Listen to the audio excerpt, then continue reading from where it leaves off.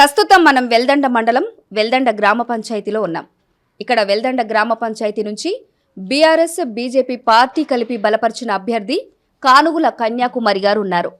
కానుగుల కన్యాకుమారి గారు ఎలాంటి ఎజెండాతో ప్రజల ముందుకు వెళుతున్నారు, బీఆర్ఎస్ బీజేపీ కలిపి ఎందుకు బలపరిచారు, అసలు వాళ్ళు గ్రామానికి ఎలాంటి అభివృద్ధి పనులు చేయదలుచుకున్నారో వారి మాటల్లోనే అడిగి తెలుసుకుందాం. నమస్తే మేడం. నమస్తే మేడం, నా పేరు కానుగుల కన్యాకుమారి మేడం. మీ వ్యక్తిగత జీవితం గురించి చెప్పండి. ఫస్ట్ మీరు ఎంతవరకు చదువుకున్నారు? మేము 5th క్లాస్ వరకు చదువుకున్నాం మేడం. ఓకే, 5th క్లాస్ వరకు చదువుకున్నారు. మీరు మీకు ఇక్కడ బీసీ మహిళా సర్పంచ్ అభ్యర్థిగా వచ్చిందా ఏంటి? ఎక్కడి నుంచి ఎలా పోటీ చేశారు?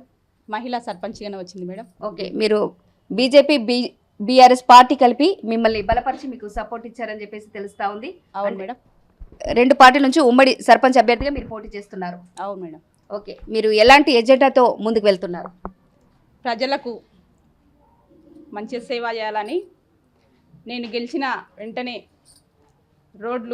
సీసీ రోడ్లు వేయిస్తాను, వీధి కుక్కలను తరిమేస్తాము. ఇంకా అలాగే కోతులు ఊర్లో మా వెల్దండ గ్రామంలో మండలంలో కోతులు ఉన్నాయి, ఆ కోతులను వెంటనే తరిమేస్తాము. ఇంకా అలాగే ఇంకా మొత్తం లైట్లు అవన్నీ లేవు, ఆ లైట్లు వేయిస్తాము.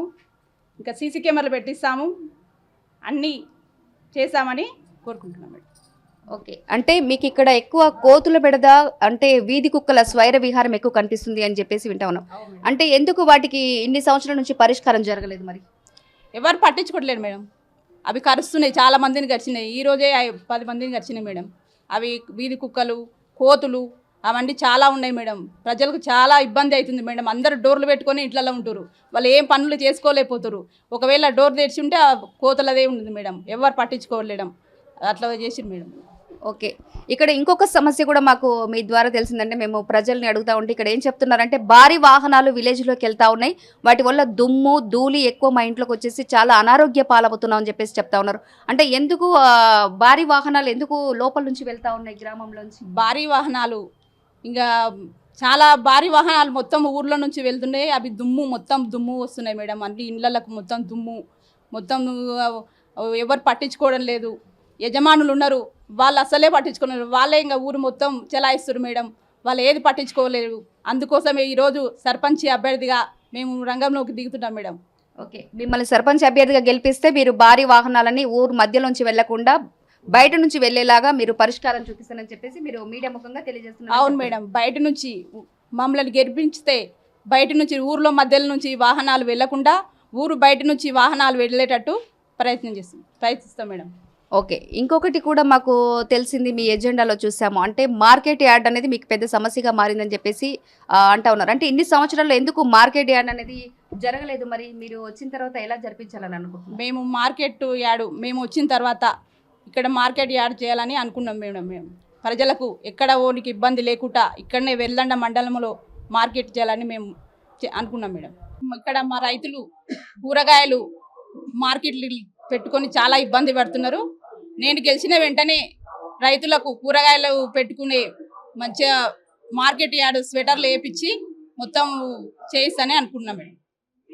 ఓకే, అంటే వర్షాలు పడ్డప్పుడు కానీ రైతులకు ఏమి ఏర్పాటు చేసేసి ఓకే మేడం, రైతులకు ఏమి ఇబ్బంది లేకుండా వర్షాలు పడ్డా కానీ వాళ్ళు మంచిగా అమ్ముకున్నట్టు చేస్తాం మేడం.